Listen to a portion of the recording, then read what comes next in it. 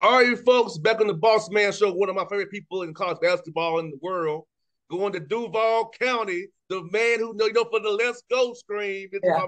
my man, Coach Matt Driscoll. Coach Driscoll, good to see you, man. I look at your big smile, your face, loving life, man. How is Duval treating you, Coach?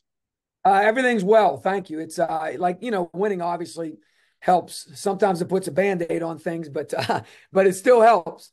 I'm still waiting for Tom Brady to accept that invitation for a Let's Go off. We're gonna have like a little Let's Go to see exactly who's is who's and what's what. But that's the thing. It's crazy. It's a decade. No, it's not a decade. It was 17. So it's 5 years ago, 6 years ago. Man, that thing is still got legs like you wouldn't believe. And it's amazing. Like, Aaron Rodgers coming back from his Achilles. And I guess some guy there's some big gamer. He's like a big time gamer. And he made this thing about the Buccaneers and who the Buccaneers lose to? The Brown, no, the Lions. Lions. Lions. And then he did this big thing on his Instagram to like millions of people. And that little, 2, 3 seconds was in there.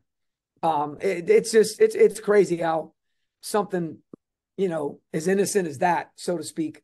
But it's great to be on with you. And obviously it's been a while. Not for us, but it's been a while and some things have transpired. And I've always respected not just what you do, but more importantly, who you are as a human. And it's come to fruition in a lot of different areas. And I know you had spent some time up at Lipscomb and talked to Chaz about some different things and basically, a different voice, so to speak, same message, but a different voice.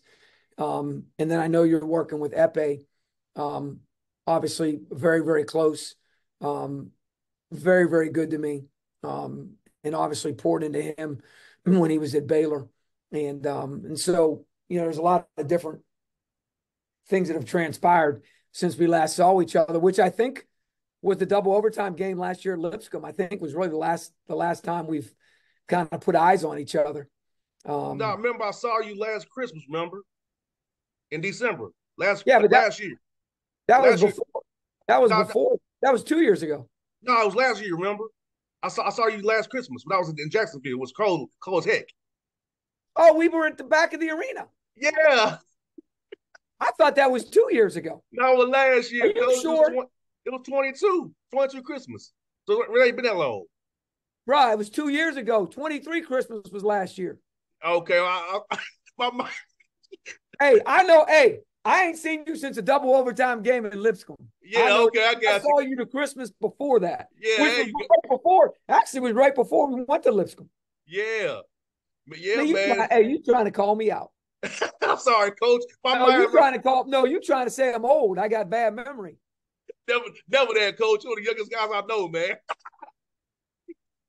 Guys I know. But man, coach, I'm so happy for Chaz and Dorian. Seeing what those guys are doing for you, man. And I'm happy Chaz is leading you guys, we're doing what he's doing for you guys. Now, how has it been for you seeing his growth, coach, since we had that chat at Lipscomb last year and see him over the summer grow as a player and actually lead you all this year after a lot of guys on the team last year left, but he's still there and been a leader for you guys. Him and Dorian. I think he's a great example and someone I think a lot of people will probably look into and see why the way in which it transpired. For the last couple years before this year, we asked him to be a lot like he was from the Lipscomb game on, where in those last 5 games of last year's ASUN play, he averaged about 11 a game. The previous scored 55 points, basically. The previous 14 games, he scored 43 points. And so we've always asked him to, and he said this earlier this year in a press conference. The coaching staff has believed in me and wanted me to be like this longer than I have. And so I think it took Jerry is going to Oklahoma State and Jose going to South Florida Well, you're it 4.8 points per game. Like you're the second leading returning scorer behind Dorian at 5.8 points per game. And in our offense, in the way in which we play, you can really be super uberly successful because we have so many guys, we have so much spacing, and with your athleticism and size and his acumen and understanding, I think that's what's really raised his level.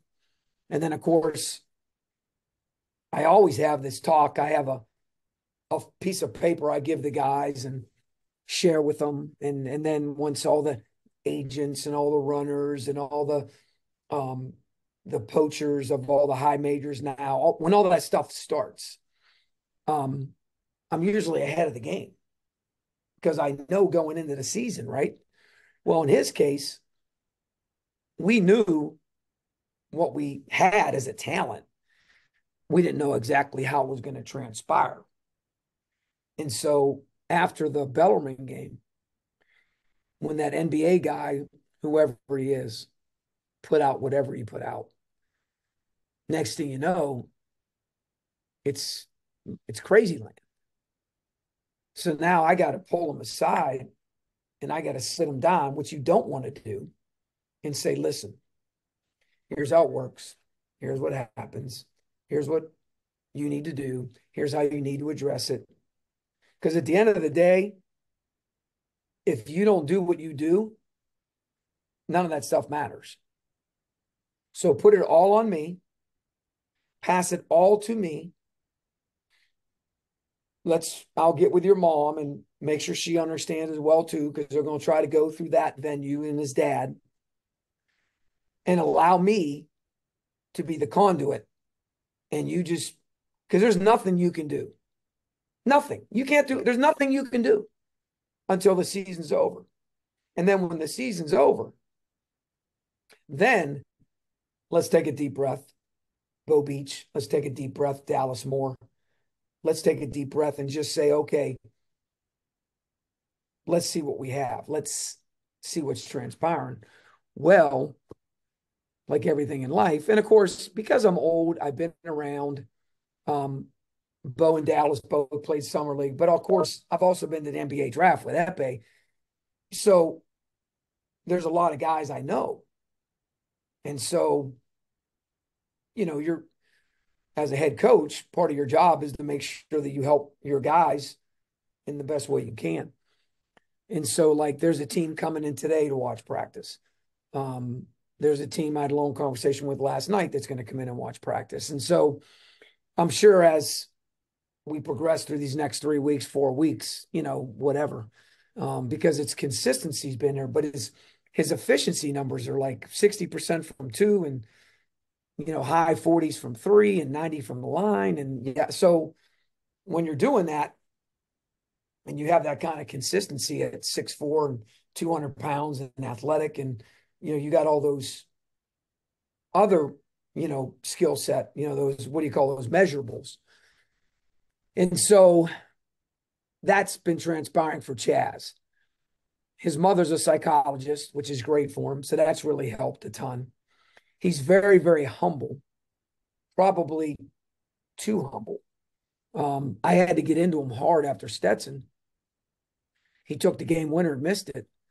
And I had to really get into him hard and help him to understand, like, the dudes in the locker room expect you to shoot that shot, like these dudes. And so we had to go through that process. And then we were so unfortunate, but fortunate. Dallas tore his Achilles in China. And so Dallas is home. And Dallas, of course, is the greatest player to ever play, greatest scorer to ever play college basketball, Division I in state of Florida. So he was able to talk with Chaz face to face. He came to a game with his family and help him to understand, because that was him. He was that dude. And so the guys love Chaz. And the guys understand that, like, he can win, like he won, Kennesaw State. He can go win games for you. And he can miss game winners like he did against Central Arkansas. But I sent him a quote right after the game, Jordan missed 26 game winners, but every time they gave him the ball and said, hey, like, bro, like go win the game. And Mm-hmm. so Chaz is really growing through that.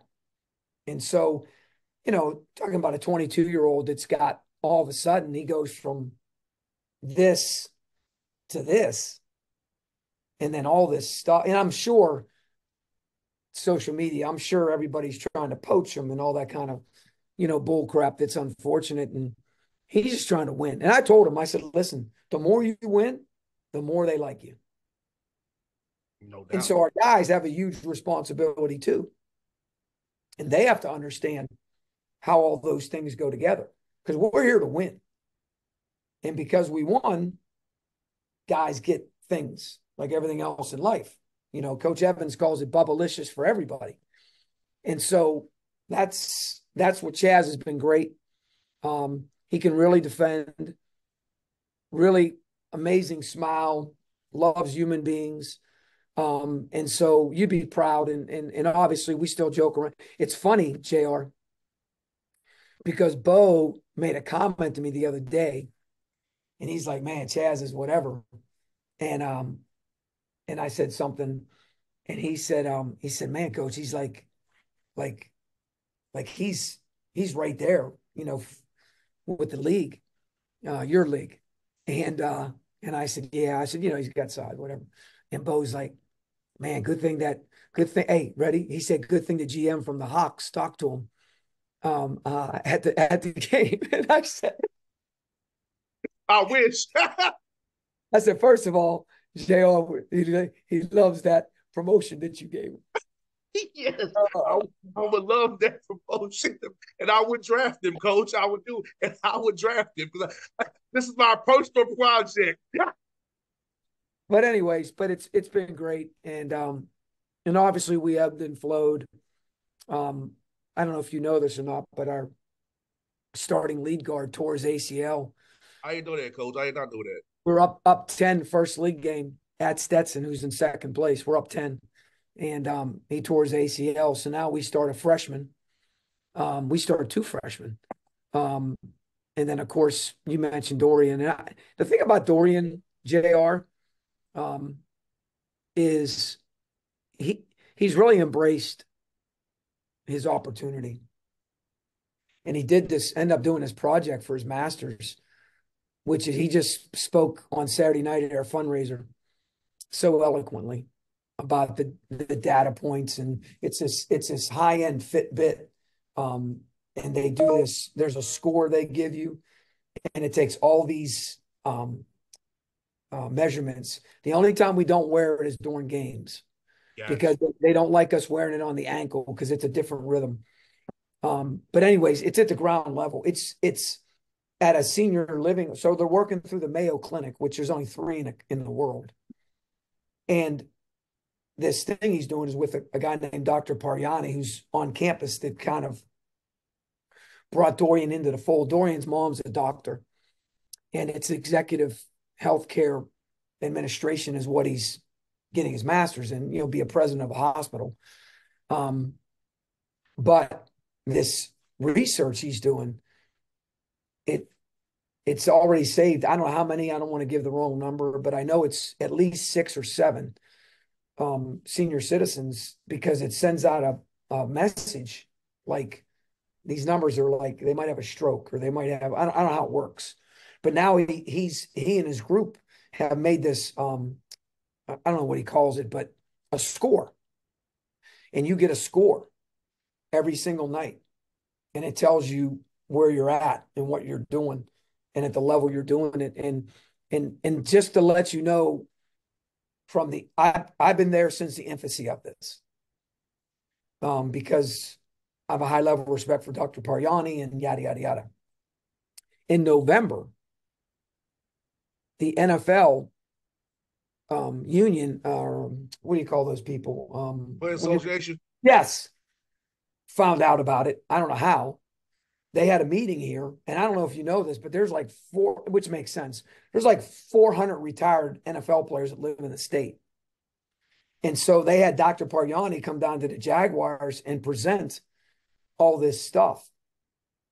And so they're on the cusp of becoming part of this grant and this this deal that maybe it helps with that CT stuff and all those different things that can transpire. So it's really cool what Dorian.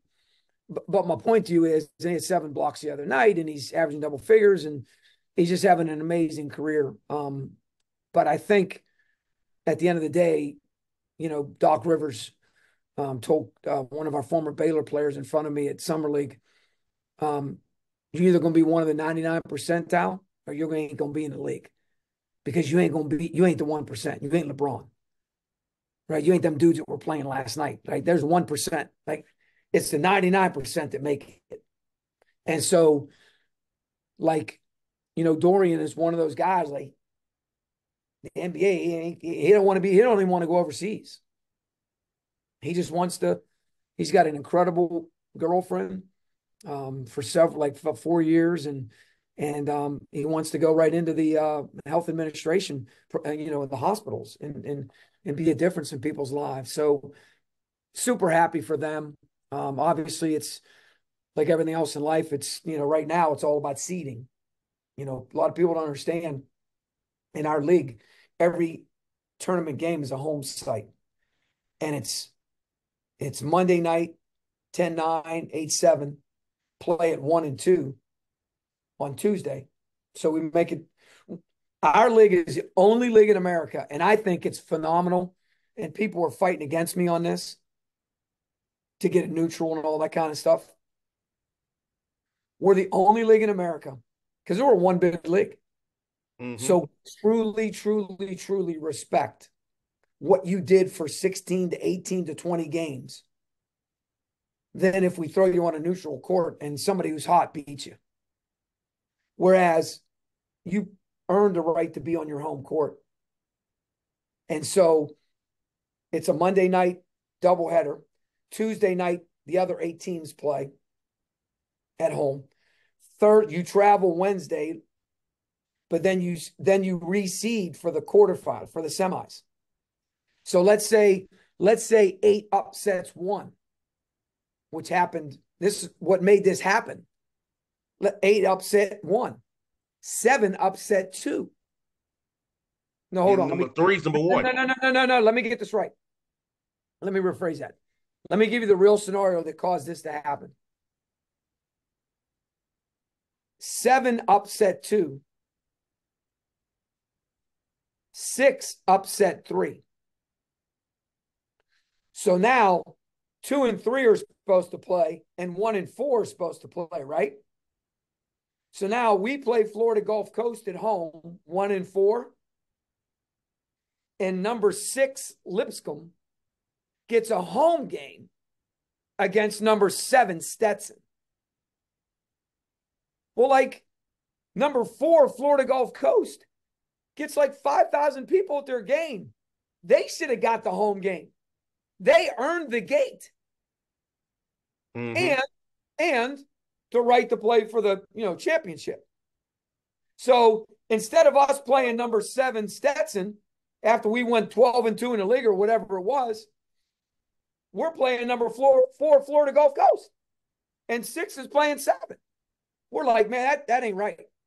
So we reseed the semis, so that the better you do, the better advantage you have, because the league always talks about putting our best team in the tournament, giving our best team the best opportunity to be in the tournament. And so we reseed the semis. So these next 3 games, very important, enormous, because Eastern Kentucky and Stetson, 1 and 2, they've kind of separated themselves.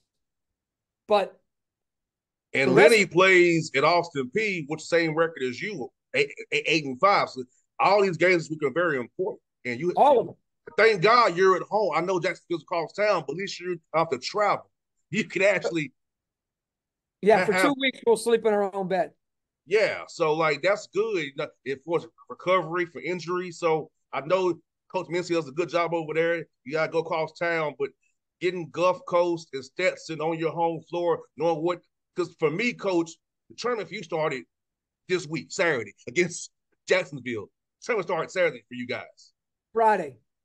Friday. For Friday. So yeah. We moved the game to Friday. Got you. So Friday, Trump starts how I look at it, coach, in my mind, it starts Friday. 100%. So 100%.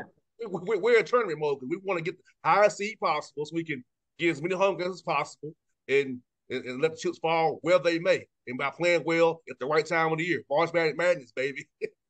And it really, if you think about it, the amount of minutes our freshmen have played, I mean, they're not freshmen anymore. And so, those guys have raised their level. Nate Litteris, the transfer from Lonewood, he's really played well. I think he's been in double digits every A-Sun game. And he was a role player at Lonewood, and he fits into what we do, can shoot the P out of it, handles it 6'7", can rebound. And then Vanderheiden, the 6'9" kid, the lefty, can really shoot the dog out of it too. And so, I tell you, here's another great story. Jai and Z. Here's a guy that, basically won the game against Northwestern State, and then because of the way other guys have played and whatnot, went further and further and further down the list, and then was never playing. And then we had a situation. And so, we started him, never playing. We started him. He only played 4 minutes that game, and then he didn't play. And then the other day, we had to suspend one of our players for the remainder of the season. And he gets 22 against Queens. But go back 5 weeks ago, he's practicing his tail off. He's matured. He's not anything. The guys love him. He loves the guys. And our coaching staff was talking. And we said, you know what? He's going to win a couple games for us. He's going to win some games for us. So, and it's crazy how it's all come to fruition for him. He's got, his biggest deterrent, or his biggest whatever, is himself. He just, sometimes you got those guys, JR, can't get out of their own way. Yes. He just can't get out of his own way sometimes. But he's grown, he's matured. So we got that, boding well for us as well too, down the stretch. We're healthy, which is great, that you want to be at this point, obviously. And so, like you said, we sleep in our own bed for 2 weeks, and then this is what we tell the guys. Listen, at the end of the day, the hay's in the barn. It's time to get it on. Mm-hmm. But if we do what we're supposed to do, the way we're supposed to do it, and we be who we are, and continually stay consistent, because that's in order to have endurance, which gives you strength of character, which gives you confidence when you look in the mirror. In order to have those things, there's got to be consistency. You can't be this guy, that guy, this guy, that guy, this guy, because you can't have confidence, because you don't have good character, because you haven't handled endurance. And if you want to endure in something, you've got to be consistent. The way in which you approach it, the way in which you approach practice. Practice like a champion, you play like a champion. The way in which, you got to be a pro. You got to be a pro. And so when you look at that, right, and the way what we've endured, the way we've endured it. And so that's the thing. And at the end of the day, JR, if you do those things, then let the chips fall where they may. Amen. Yeah, coach. And coach, I will tell you before you go, coach, I'm going to be in Savannah March 3 through the 7th. So if you all have a home game, one of those dates, I'll come down from Savannah and see you all play. Come on. What are you doing in Savannah? The SIAC tournament. Nice. Not at that new place, that Enmark or something like that it's called? It's so to be on Savannah State's campus, actually. So I'll be on their campus, Savannah State. So there's a young man named Austin Lewis. Okay. Who plays on their team.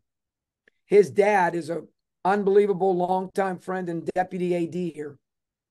He's in the communications field. So he got to be with Stephen A. when they came and did that thing, and he got to be with all those guys. He's really, really special, really special human being. And so look him up, Austin Lewis, and you tell him that we have a relationship. I sure will, Coach. I said I hope he gets some home games. I said I'll be right down there. I'll zip down to Jacksonville in a heartbeat to see you all play, man. Hey, put it in your book. Put it in your calendar. I will. All right, baby. Hey, tell Epe I said what's up. Give him a hug from me. I love you. Thank you for everything that you do. Love you too, Coach. I will see you soon. Claim me now, Jesus' name. I will see you next a few weeks, Coach, down in Duval. Hey, let's go, baby. 1-0. Yes, sir, Coach. Go ahead, baby.